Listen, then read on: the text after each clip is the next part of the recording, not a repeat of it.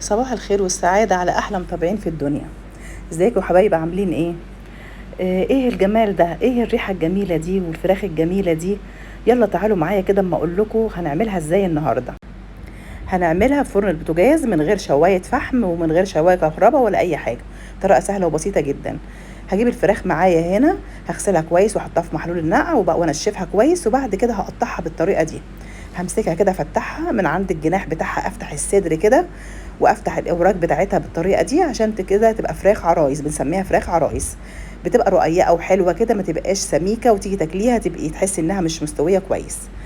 هفتح بقى الفراخ اللي عندي بالطريقه دي بالشكل ده كده، وابدا بقى اعمل التتبيله بتاعتها.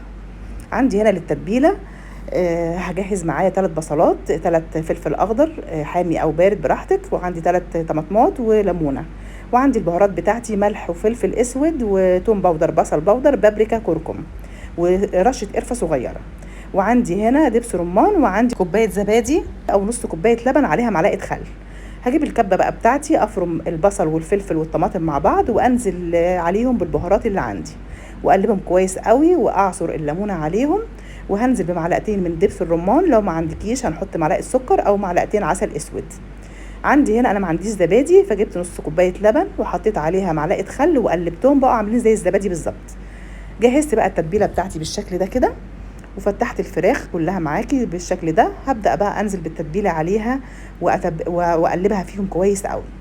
التتبيله دي انا بعملها وبجهز الفراخ بالشكل ده، وبحطها في اكياس واشيلها في الفريزر لاي وقت تبقى جاهزه عندي ان انا اطلعها اشويها. انا زي ما قلت لك بشويها في فرن البوتاجاز عشان ما اعملش بقى دخانه واعمل وتاخد مني وقت كتير ومجهود، لا. فبجيب الشبكه، عندي هنا الشبكه بقى بتاعه الشوايه كده العاديه، ولو عايزه تحطيها على شوايه البوتاجاز ما فيش مشكله، على الشبكه بتاعه البوتاجاز. وانا هنا بشويها تحت الشوايه، مش بولع الفرن خالص. هتقولي لي هتستوي؟ طبعا بتستوي كويس قوي.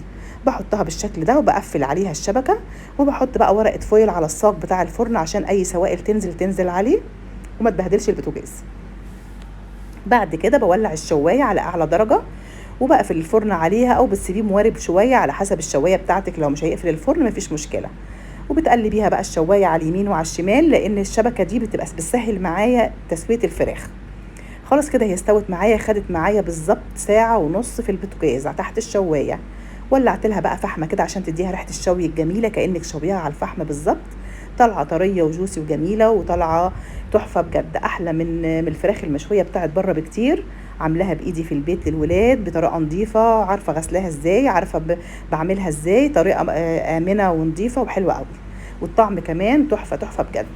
لو جربتيها ان شاء الله مش هتبطلي تعمليها في البيت، بدل ما نشتريها من بره مكلفه وفي نفس الوقت ما نعرفش نظافتها ايه.